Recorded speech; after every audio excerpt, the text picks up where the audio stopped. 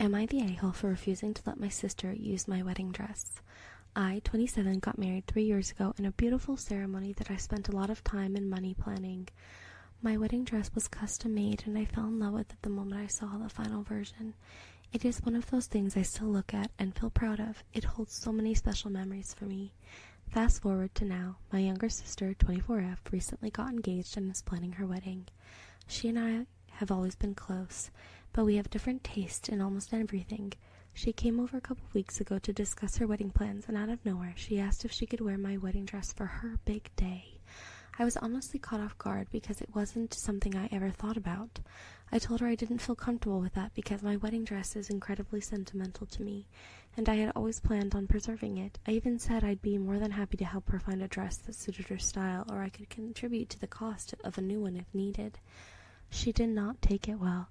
She got upset, saying I was being selfish and that I'm already married, it shouldn't matter to me anymore. She mentioned that she's on a tight budget and wearing my dress would help her save a lot of money.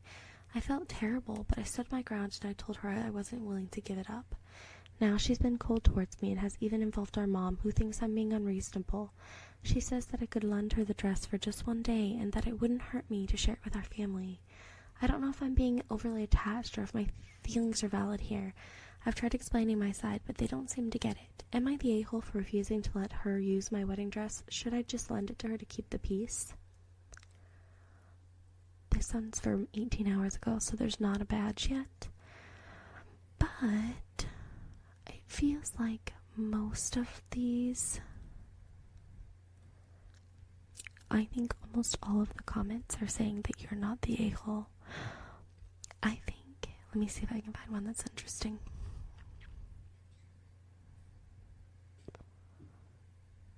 Okay. It says, not the a-hole. You are no longer a child. You no longer live in your mom's house. You no longer have to share your clothes. If you bought it with your own money, you get to do with it whatever you want. Your sister and mom are being entitled and selfish to expect a grown adult to hand over something she bought for herself with her own money. And as for the "you will never wear it again" argument, BS. You could wear it again to renew your vows, to do a little honeymoon role-playing on your anniversary, or dust and sweep your house when you are depressed. You can be buried in it with a sign that your sister is not allowed to touch the dress. It doesn't matter because it is your dress that you bought. Plus, I guarantee that your sister will alter, rip, and spill stuff on the dress that she didn't have to pay for. You're not the a-hole.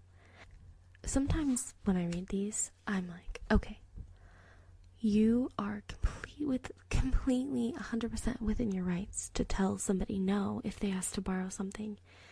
And the more valuable, the more expensive, the more sentimental, the firmer that is. You know, like, and the reason matters to me as well. If this was like a dress that was extremely sentimental to your sister for some reason, like it was your mother's dress, like both of your mother's dress, and like you got married in it, and now she says, I would also like to be married in this dress. It's the dress that grandma made for mom, and or whatever. Like there's some amount of it is extremely sentimental. It's a shared thing, but this is your dress. You do not have to share this, right? So I agree completely with that. This person is not the a-hole. Their feelings are valid. They don't have to share. You know, I thought the comment was interesting that they're like, she's going to alter, rip it, spill on it because it's the dress she didn't pay for. And I think that's true. I think wedding dresses often get damaged anyways when when you wear them. People are, you could be drinking at your wedding, you could be, partying, and you damage the dress. And if it's your own dress, that's not a big deal. But if it's a dress that you borrowed from your sister, it kind of is, right? All that being said, I feel like I would share my dress. They're not the a-hole. They don't have to share, but I probably would because I like to help people out. I thought it was very generous of them to offer to help pay for a dress. And you can get very affordable dresses. They won't be fancy, but you can get something simple for pretty affordable. So I would take the money if I was the sister. Get something more in my style anyways. Am I the a-hole for refusing to let my neighbor throw her kid's birthday party in my backyard? Okay, y'all, this one's wild, and I can't believe it even happened. So I, 22F, have a nice backyard that I've spent a lot of time turning into my little sanctuary. Plants, lights, etc. It's my happy place, and I love hosting quiet dinners with close friends. But my neighbor, 43F, has other plans. A few days ago, she comes over and asks if she can use my backyard to throw her son's birthday party. Not a small gathering. She's talking bouncy castle, cake, loud music, a bunch of screaming kids. I was polite and I told her I wasn't comfortable with that because, well, it's my space and I don't really want to host a party for strangers. I didn't think it was a big deal, but oh my gosh, she flipped. She got super defensive and said, well, it's just a few hours and the kids need space to run around. Then she said she could give me $30 for cleanup afterward. Like that was supposed to make me agree. When I still said no, she got even more rude and said, I'll just do it anyways. It's not like you're using your backyard all day. What? She literally threatened to throw the party in my backyard without my permission because apparently the neighborhood expects it. She stormed off, and now some of the neighbors are whispering like I'm the bad guy for not wanting 20-plus kids wrecking my garden. So, am I the a-hole for standing my ground and refusing to let her take over my backyard? Yeah, obviously not. It's a wild thing to do. I think, yeah. And it's really entitled to expect someone to just share their backyard with you. This one, I like this comment's good. If the neighbors are whispering, they can pony up their houses to host the bathroom visits and destroyed flower beds, and their homeowner's insurance can cover the bounce house injuries and damaged phones. Not the a-hole. That's really perfect.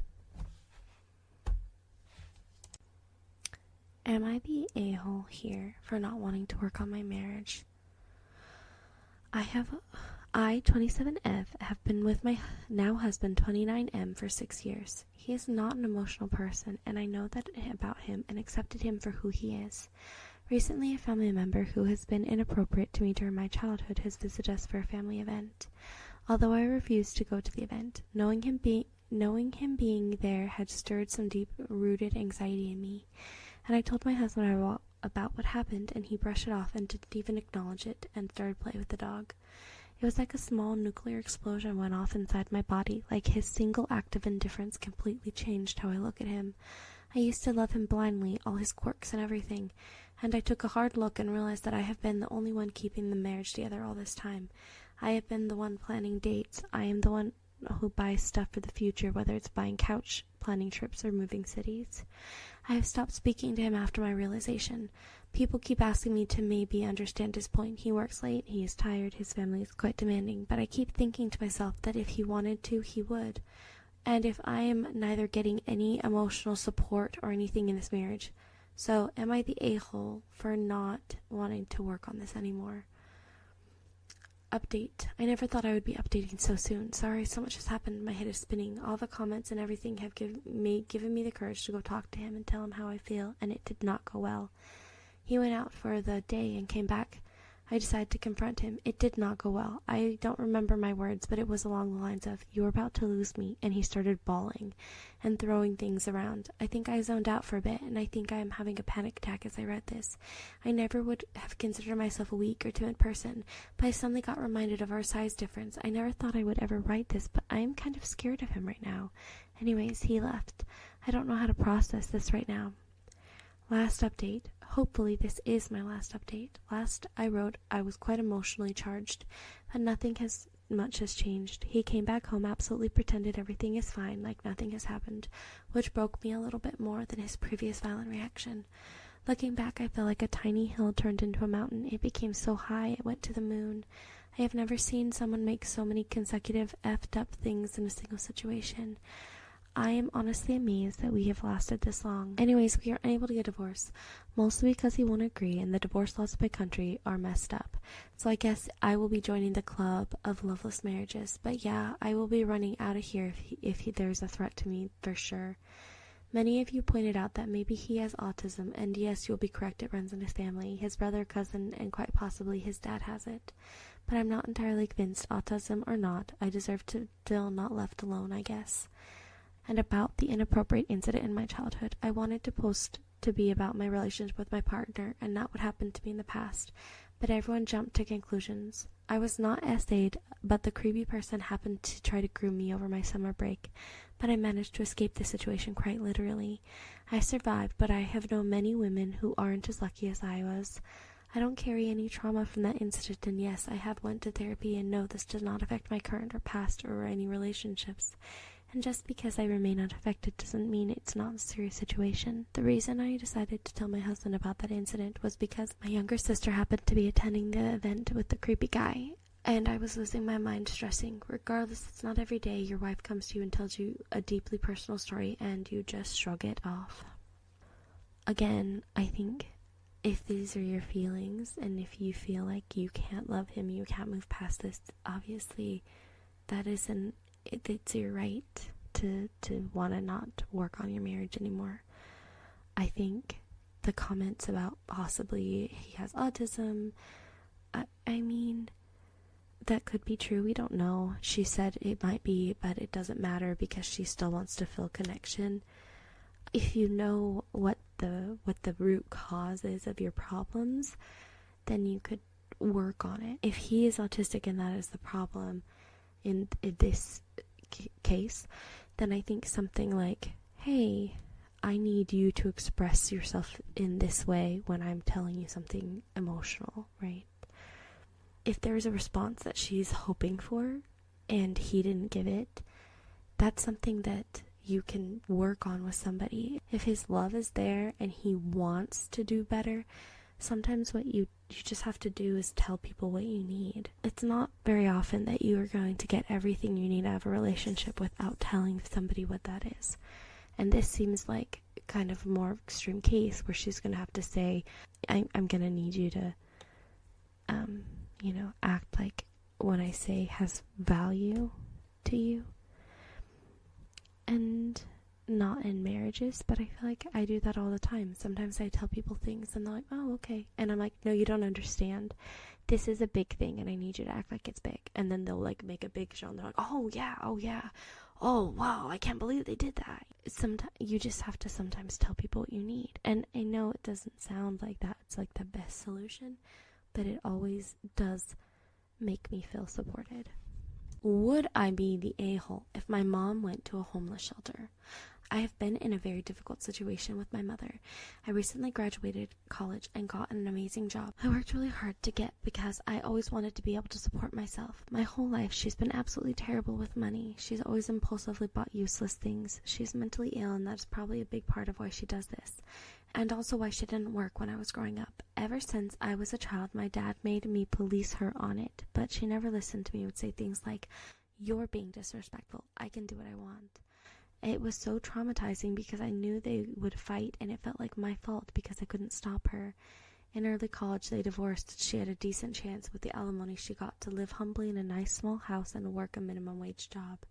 She started wasting that money on ridiculous items she didn't need, emptied her retirement account to do cosmetic renovations on her house, and bought an expensive car and other things I begged her not to do.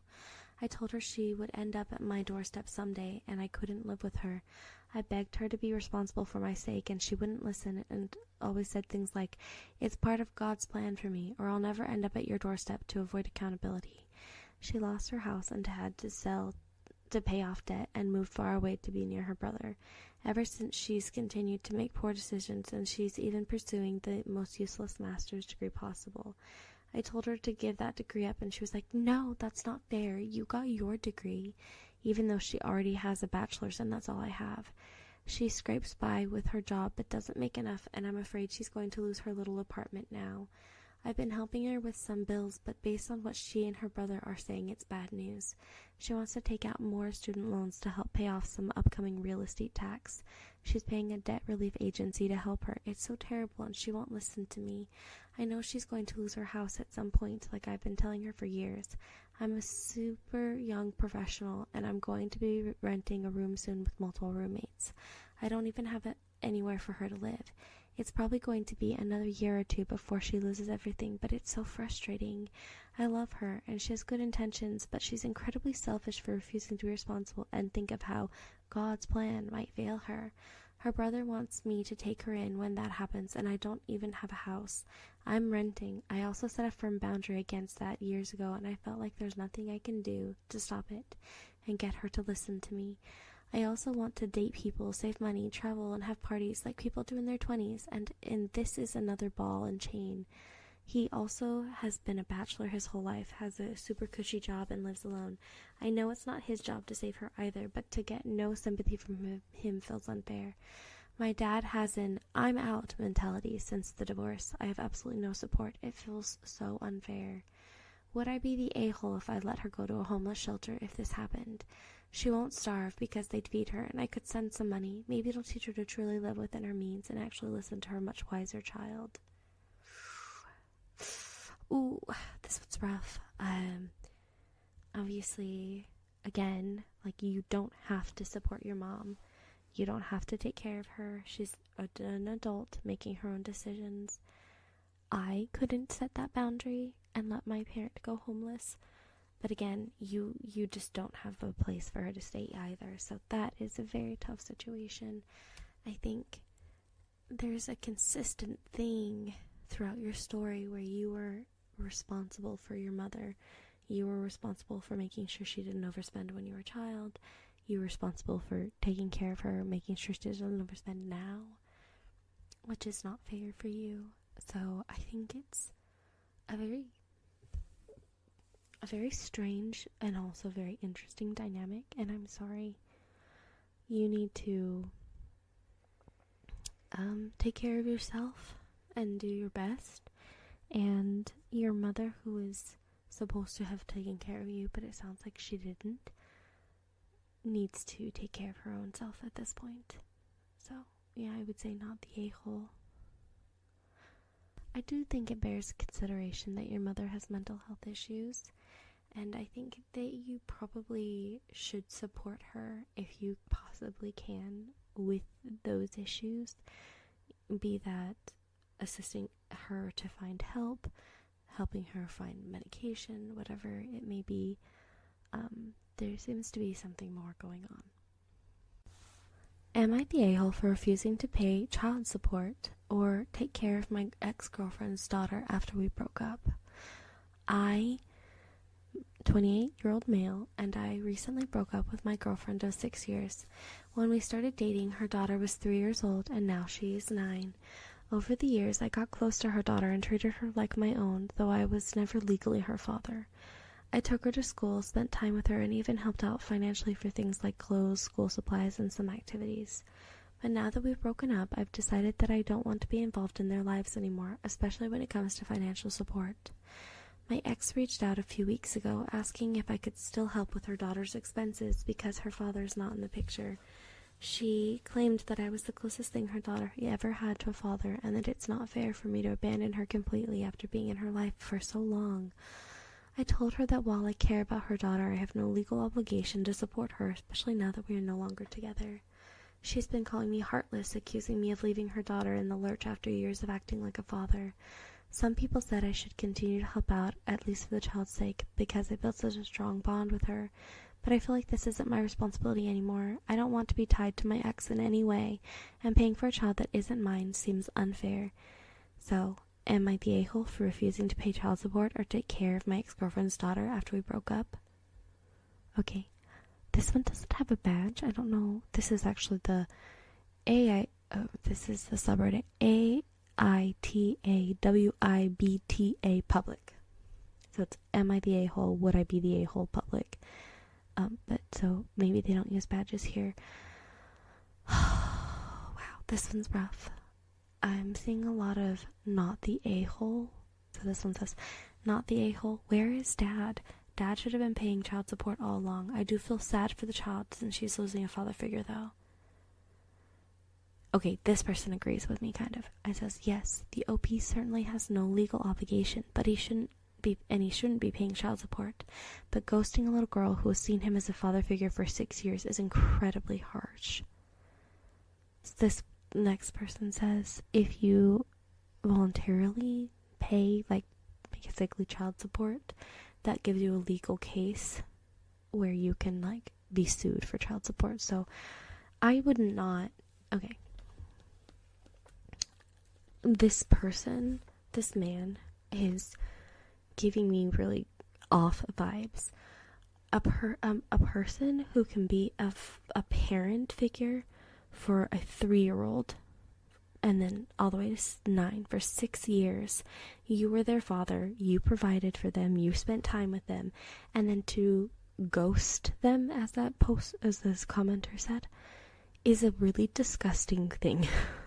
That makes me so uncomfortable, because I understand you don't want to be tied to your ex, but if there was any person in my life that I knew behaved like this, I would be so uncomfortable. I would not feel like I could trust them with anything, because if you have not in 6 years created a solid, stable love for a child after 6 years of being their parent, you are fundamentally flawed and you cannot experience love. I don't believe that you can. If you can treat a child like that after being that close with them for that long, that just grosses me out. So ultimately I think maybe this little girl's better off to not have a fake father in her life. I'm not talking financially. I don't think that his obligation is to pay anything for her, and if that's all the mother is looking for and she doesn't want them to have any kind of relationship, that's kind of different as well. But, seeing her sometimes, going to her birthday parties and giving her a backpack or whatever, that's the kind of thing that I think he should still be doing. If he doesn't want to, that grosses me out and makes me extremely uncomfortable. If I ever met a person who acted like this, ew. There's just red flags all over. I do not mess with this. I do not like this. This person says legally he's already in a tough spot. It says just him saying that he acted as her father for 6 years and that the real dad hasn't been around is basically setting himself up to be sued for child support. Everybody in the comments is on his side. It just grosses me out. I don't care about the money, if you don't want to pay money, that's different, but oh my gosh, every single comment is disagreeing with me. I think the problem is that I think children need to be protected and cared for. So, I feel it so strongly that this is injurious to a child in a way that just makes me extremely unhappy. And wow. That sucks. Ooh, this one's interesting too. Not the a-hole. Let's pretend you stay in her life and support her. What happens when your ex finds a new boyfriend and they want to make a happy family without you? You have no legal rights to this child. That is the one reason I don't date people with kids. The kids are always the ones that get hurt the most, which is really kind of what I was saying, where you are hurting the child. And that's the part that I can't get behind. Financially, I get it. You don't want to see your ex, I get it, but ultimately the sacrifice of the discomfort of seeing your ex is worth seeing the child. I would not volunteer for child support just because that financially is such a burden. I mean, it will can prevent you from being ready for retirement and stuff, which is fine if it's your child, but if it's not your child, that's kind of a big ask. But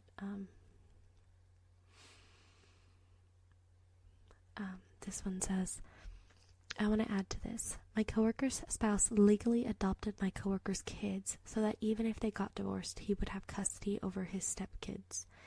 If you want to be a part of this child's life, I'd propose you ask for parental rights and partial custody. Without it, your ex statements that you're essentially the child's father is insincere. Interesting. Yeah, I agree with that. I would say something like, if you want me to be a parent to this child, if you want me to be the dad and you want me to help support, I want to have some legal parental rights. Okay? That's it. Okay, I hope that you enjoyed these posts. Please share your thoughts and opinions in the comments below. And Have a good night.